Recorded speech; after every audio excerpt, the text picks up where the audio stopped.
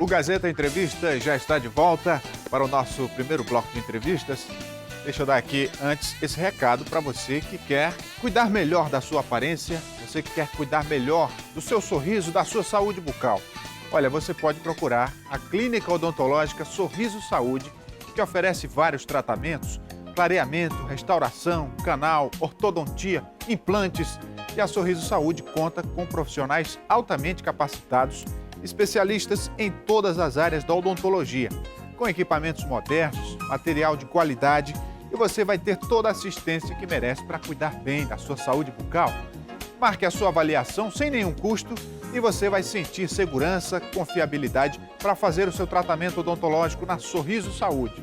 Fica ali no final da Avenida Ceará, próximo à Quarta Ponte. O telefone é o 3224-1700. Clínica Odontológica Sorriso Saúde, proporcionando o sorriso perfeito. E o meu primeiro convidado do Gazeta Entrevista hoje é o deputado estadual Daniel Zen, do Partido dos Trabalhadores. Por favor, deputado, venha para cá. Ele que é líder do governo na Assembleia. Boa noite. Boa noite, tudo bem? Satisfação. Seja bem-vindo, por favor. Obrigado. Deputado, na semana passada, essa semana já, também, a grande notícia da área política, que teve repercussão na Assembleia, até porque é um fato intrínseco à atividade legislativa, é a possibilidade da instalação de uma CPI, uma Comissão Parlamentar de Inquérito, para investigar as obras da BR-364. Fazendo aqui um histórico da situação, a oposição já vinha tentando protocolar esse pedido de CPI há muito tempo, mas são necessárias 8 assinaturas para que o pedido seja protocolado. E até então a oposição não tinha esse número de assinaturas, conseguiu na semana passada, mas aí um deputado retirou a assinatura e durante todo esse tempo, o senhor como líder do governo, a sua posição foi de que a bancada do governo também apoiaria a CPI caso a oposição conseguisse protocolar. E aí hoje a oposição de fato conseguiu as 8 assinaturas, fez o pedido e o senhor manteve a sua postura de que a bancada do governo vai apoiar a CPI. Ou seja, os deputados da base vão assinar também ou vão, digamos assim, não fazer com que a CPI seja barrada ali nos trâmites jurídicos? Olha, Rogério, primeiro que o que a gente tem que colocar é que a base tem se reunido com frequência, tem conversado, tem debatido todos os assuntos que são trazidos à pauta e não podia ser diferente com a CPI.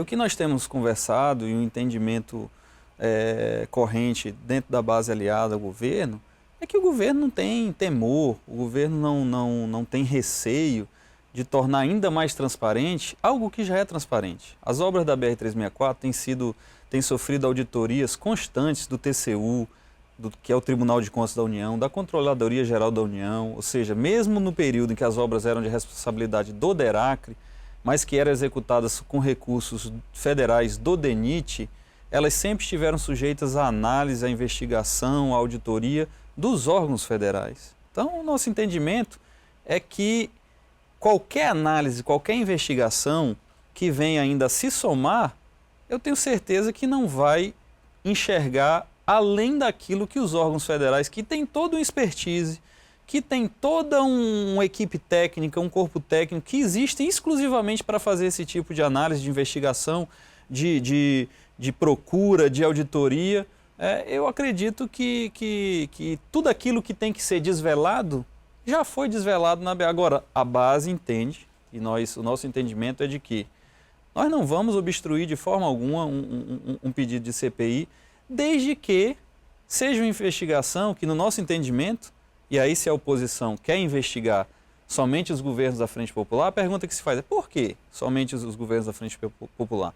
Por que somente o trecho de Sena Madureira a Cruzeiro do Sul, como está colocado lá? Por que não investigar também os demais governos que também realizaram obras e também realizaram, seja construção, seja reforma, seja manutenção da BR? Por que não investigar também os demais trechos? Então, o senhor já coloca essa condição. Tem que investigar todos os governos e toda a BR de Eu acho que sim. Rio Branco essa a Cruzeiro. BR é uma verdadeira epopeia, é uma saga que pode ser escrita inclusive em livros. Ou seja, são muitos governos que investiram, cada um na medida das suas possibilidades. E eu, sinceramente, eu já não acredito na possibilidade de ilícitos, de malfeitos, de qualquer coisa que seja na BR, até porque, como eu disse, essa BR vem as obras da BR vêm sido sujeitadas a auditorias permanentes e constantes dos órgãos de controle federais. O principal argumento que a oposição tem é algo simplório, mas ao mesmo tempo um tanto lógico, que é o fato de a rodovia estar em péssimas condições, em alguns trechos. Então, o grande questionamento é,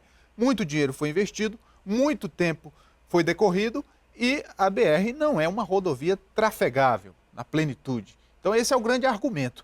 Então, diante desse argumento, qual a posição do senhor? Olha, você dizer uma rodovia na região amazônica, por exemplo, vamos olhar a rodovia Porto Velho-Manaus. Essa rodovia ela foi feita há algumas décadas atrás e ela praticamente desapareceu do mapa. Por quê? Por ausência de manutenção. Uma rodovia que percorre um trecho da floresta amazônica, qualquer que seja o estado, seja no Acre, seja em Rondônia, seja no Amazonas, seja no Pará, sobretudo naquelas regiões em que nós detectamos aquele solo chamado e aquela vegetação chamada Mata de Igapó, que são as regiões consideradas alagadiças, de solo sedimentar. Essas rodovias, qualquer empreendimento construído nessa região tem que sofrer manutenção constante então, e anual. Então houve falha na manutenção? Não, o que eu acho é que tem que haver manutenção todos os anos em todos os trechos. Você, por exemplo, vai observar trechos que foram construídos no governo Orley Cameli, que foram refeitos no governo Jorge Viana, por exemplo. E o preço, deputado? Porque no governo Orley Cameli, o quilômetro custava 300 mil. No governo seguinte, passou a custar 1.200.000. É o que se diz, mas não foi apresentado nenhum dado a esse respeito, Rogério. E aí, nesse sentido, você tem que observar se o preço do quilômetro linear está englobando o preço das pontes, o preço das galerias de arte, ou está englobando somente a pavimentação. Ou seja, são tudo questões que, se a CPI for instalada, serão devidamente esclarecidas. Agora, são questões que já estão devidamente esclarecidas nos autos das auditorias realizadas pelo TCU.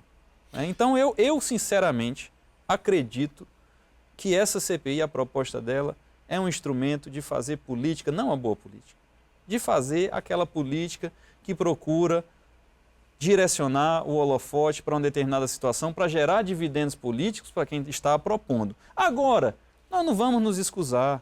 Querem investigar? Nós estamos de acordo. Querem analisar? Estamos de acordo. Desde que sejam analisados todos os governos, todos os trechos e que não façam recortes de tempo.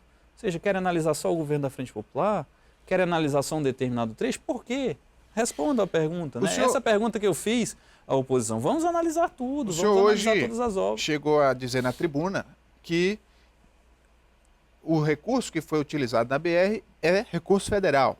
O principal órgão, o DENIT, que foi quem, digamos assim, administrou boa parte das obras, é um órgão federal. E por isso teria que ser uma CPI da Câmara Federal. Deixou subentendido que a Assembleia não teria competência jurídica para investigar e que o Departamento Jurídico da Assembleia iria dar o seu parecer, o seu posicionamento. Isso pode barrar a CPI. Esse é um posicionamento que não são os deputados que dirão.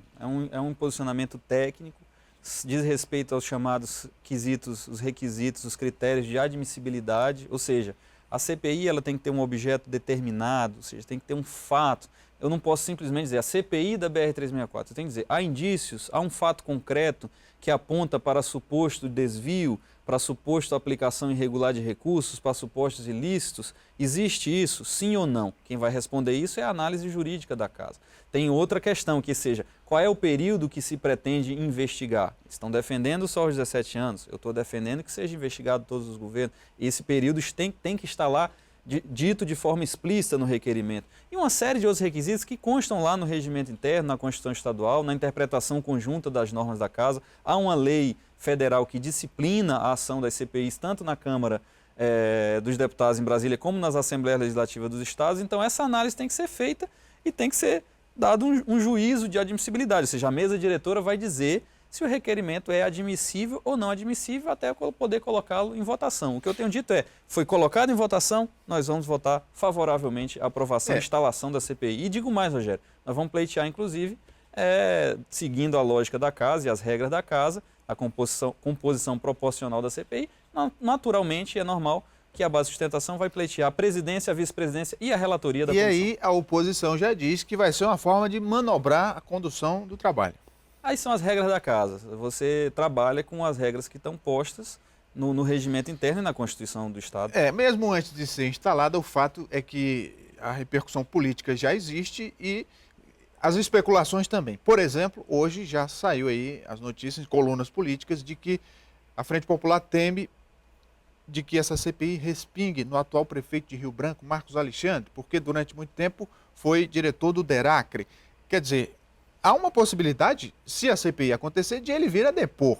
Mas como é que o senhor avalia esse prejuízo político ou essa especulação que se faz? Não só ele, como todos os ex-diretores do DERACRE que passaram por lá nesse período das últimas décadas. Então é normal, é natural que ele venha depor, assim como também todas aquelas pessoas envolvidas nas empresas, nas empreiteiras, nas construtoras, enfim, todas as pessoas que de uma forma ou de outra, seja do ponto de vista governamental, seja do ponto de vista empresarial, têm envolvimento direto com as obras. Isso é normal.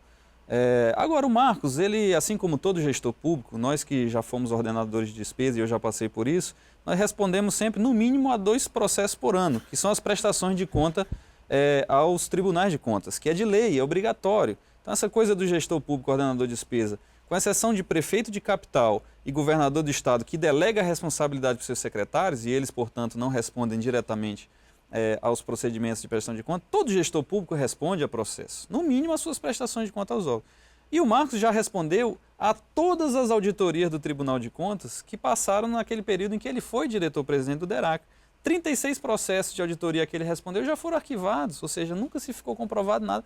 Então ele está tranquilo e nós não temos nenhum receio, nenhum problema do fato dele responder a mais um processo, que seria essa investigação, essa análise da CPI. Seria mais um, numa conta de dezenas, que ele já respondeu e que já foram arquivados. E os deputados vão ter coragem de convocar todos os empresários para depor? Eu acho que não se trata de coragem, Rogério, se trata de obrigação constitucional. Se a CPI for instalada, eu acho que é obrigação nossa convocar todos aqueles que, de uma certa forma, têm algo a esclarecer e algo a contribuir com as investigações. Não quer dizer que ao chamar pessoa A, B, C ou D, está se querendo imputar a ela alguma prática de ilícito, alguma ilegalidade, algum mal feito. Não. Se trata de realmente ser necessário que todas as pessoas que têm um envolvimento direto ou indireto com a BR, que contribuíram na sua construção,